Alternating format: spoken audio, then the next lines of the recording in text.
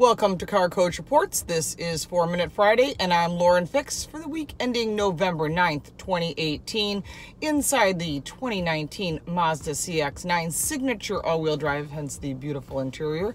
And this is what's going on in your automotive world.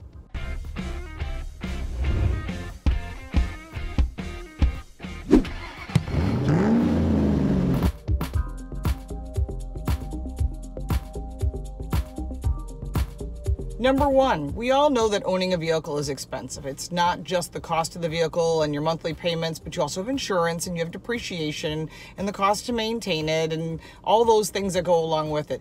But in the United States, we know the average costs based on websites like Edmunds.com. But what is it like around the world? What vehicles are the most and the least expensive to own? Some research from Compare the Market shows us some interesting statistics from around the world. The research revealed that some vehicles could be as expensive as 336% more than other areas of the world. Here are the comparisons. Fiat 500, it's a city car. Cheapest place to own it? India. Most expensive place? China. That's kind of interesting. The Volkswagen Golf, which is a small car. Cheapest place to own it? India. Most expensive place? Portugal. The Volkswagen Passat, which represents the large car category, the cheapest place to own that would be in Greece, and the most expensive place is Brazil. Most of their vehicles run on ethanol, which is sugar-based, totally different than our corn-based ethanol. BMW 5 Series is the luxury line they use for comparison. The cheapest place to own that would be Mexico, and the most expensive place to own a BMW 5 Series is Brazil.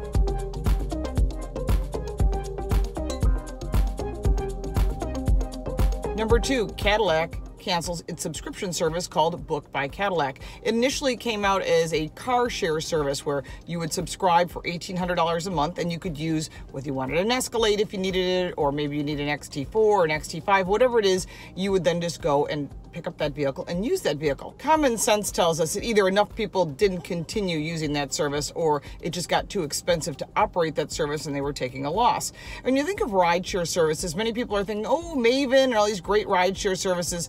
Most people don't want to share their vehicle because they leave things in their vehicle, but we're also finding that these subscription services aren't exactly what they're selling us.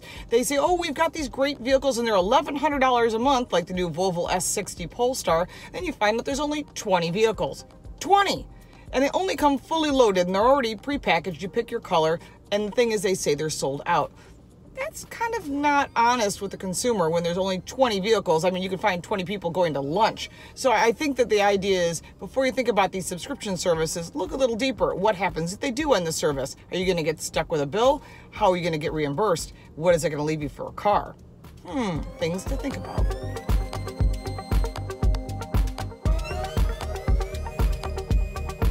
Number three, the first car show. The first car, which is considered to be a modern day car show, happened in Madison Square Garden this past week in 1900. It was not the first auto show, nor was it even the first show at Madison Square Garden, but it was the first big show, like really big. It cost a whopping 50 cents to get in, which is equivalent to about $13 in 2016 money. Guests were treated to displays of more than 66 different exhibits, yet only 31 were actual vehicles. The event, sponsored by the Automobile Club of America, saw more than 10,000 people come for a sneak peek throughout the week. It was at the show that Ransom E. Olds debuted his first vehicle, the Runabout. None of the automakers that partook in the show during that time period are still in business.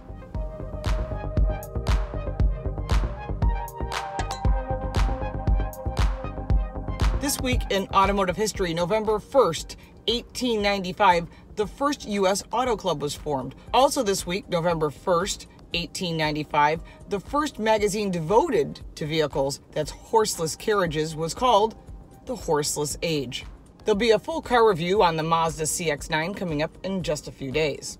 If you like this video and you'd like to see more, subscribe. Hit that little bell right next to the subscription button and you'll get notified whenever we put up a new video. Also, we have a new show called Car Stories. You'll get to see some really interesting information about something that happened to us in Spain, as well as a story that you probably didn't know about me. You can sign up for the free newsletter at carcoachreports.com, and if you really want to support us, check out our Patreon page and our social media. All the links are down below.